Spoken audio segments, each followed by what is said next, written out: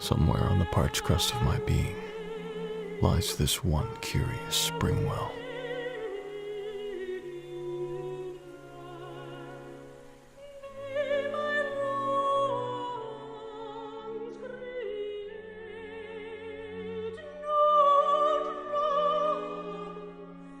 It sustains me, pouring out the shadows of the past into a precarious current known as the present.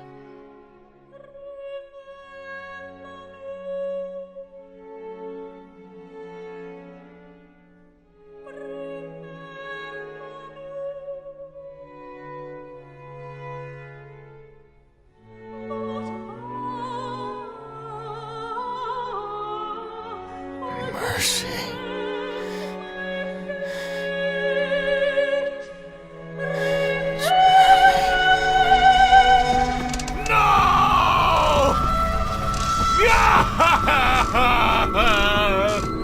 Stop it! You monster! I'll kill you!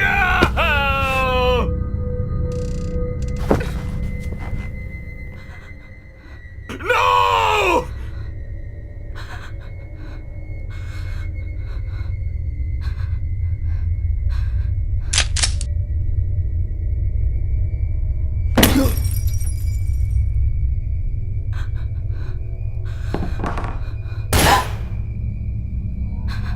Jenny!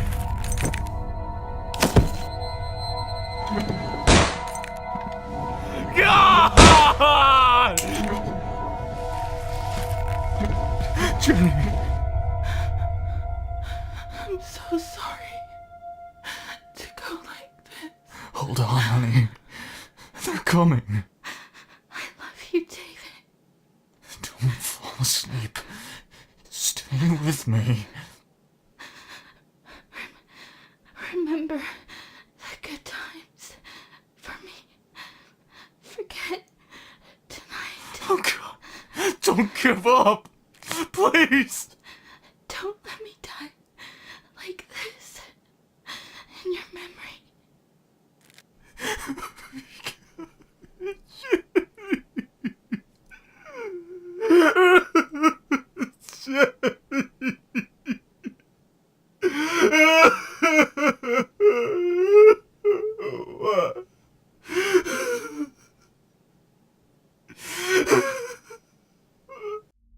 But she dies like that in my memory, again and again, and I can't do anything to change anything.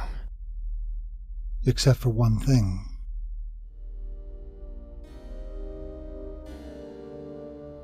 I play the video in my head over and over again. It forever claims a place in the theater of my mind. But you know that's not how memory works. I guess. A memory is nothing but a relatively stable pattern of neural activities in the brain, and recall is far from a passive replay of a record. It's an active process that requires the same kind of protein synthesis involved in the formation of memory. But in the end, what difference does it make? Well, see it this way, Mr. Ratner. Remembering is reconstructing the past at the cellular level. Did I say that? But that's what you meant. Who decides what I meant? You? That's what we were doing. Fighting. For what? I don't even remember. We fought over such triviality. Even the night she died. Do you want to start there? Wait. How about common sense? When A says B in the context of culture/society C, B is or is commonly interpretable as D. D is B. Nothing more. No, David. D is always more than B. D is equal to B. D is larger than B.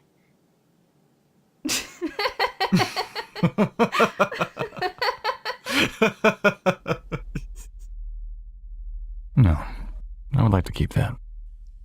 Very well. You're nuts. You know that. What does that mean? D. You're nuts. D prime. I love you.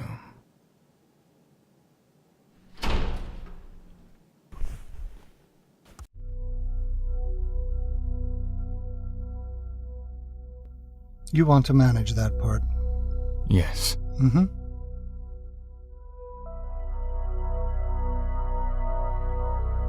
Simple beta blockers released in the targeted areas will inhibit the patient's stress responses as he recalls the event. This will help him reconstruct a memory in a less stressful form. How do you feel now? Better. Good. What happened after you heard the noise outside the room, Mr. Radner?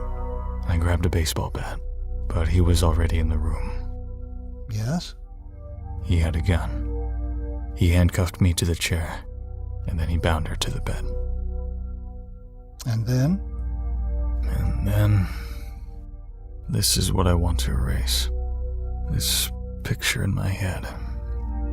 Please do something. Anything. We can take care of the visual imagery without eliminating the factual information. We can just erase it. Mr. Radner, when a crucial piece goes missing in a coherent body of memory, it can have a powerful effect. The mind just won't let it go until it resolves the gap one way or another. You'll be better off retaining the information in a controlled form. Fine. Very good, Mr. Radner. But before we proceed to that part of the evening, let's go back a moment when you heard the noise outside your bedroom. Recall that part again.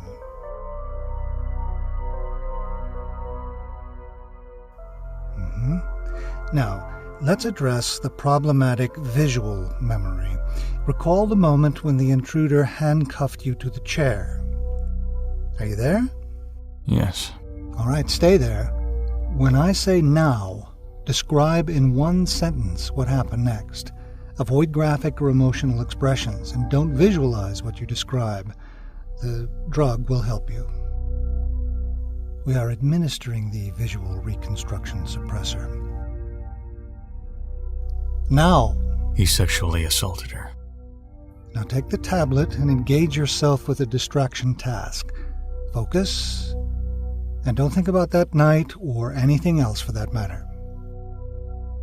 We'll continue once the suppressor wears out. We don't want to suppress all the visual imageries from the evening. Do you have any questions while we wait? I think some of us are trying to cope with the fact that we are artificially controlling a person's memory, which really defines his identity and the reality he lives in. Sure. It may feel that way if you consider our own natural sense of reality as something absolute, hard, and true. But as students of psychology, we know better.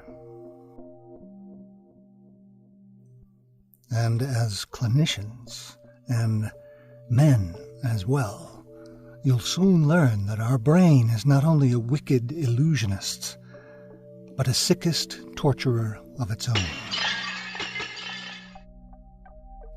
Still, we managed to invent science, and through science we may be able to overcome ourselves.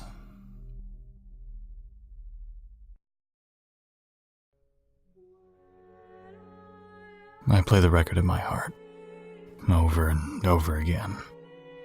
I've safely locked it up in the theater of my soul. Who decides what I meant? How about common sense? When A says B in the context of culture/society C, B is interpreted as D. Only if D equals to B. No, David. D is more than B. You're nuts. You know that? What does that mean? That I love you.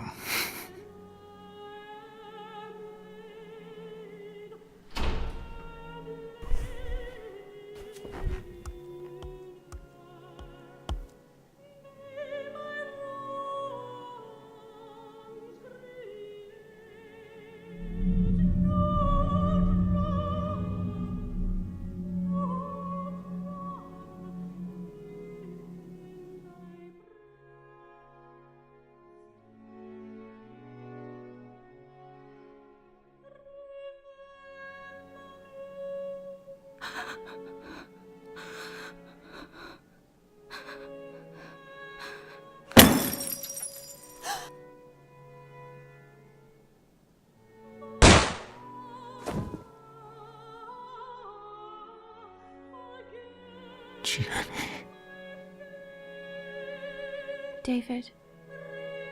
Hold on, honey. They're coming to help. I love you so much. Don't slip away. Stay with me. I have such beautiful memories of our life together.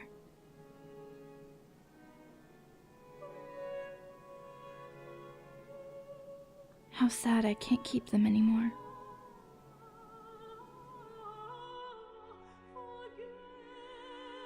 Remember me, won't you?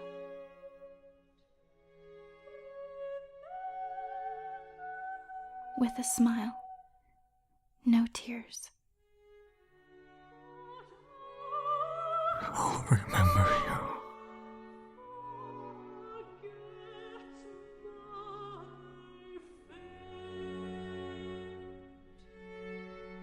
I'm an ever-flowing stream of memories, the precarious current, known as the present.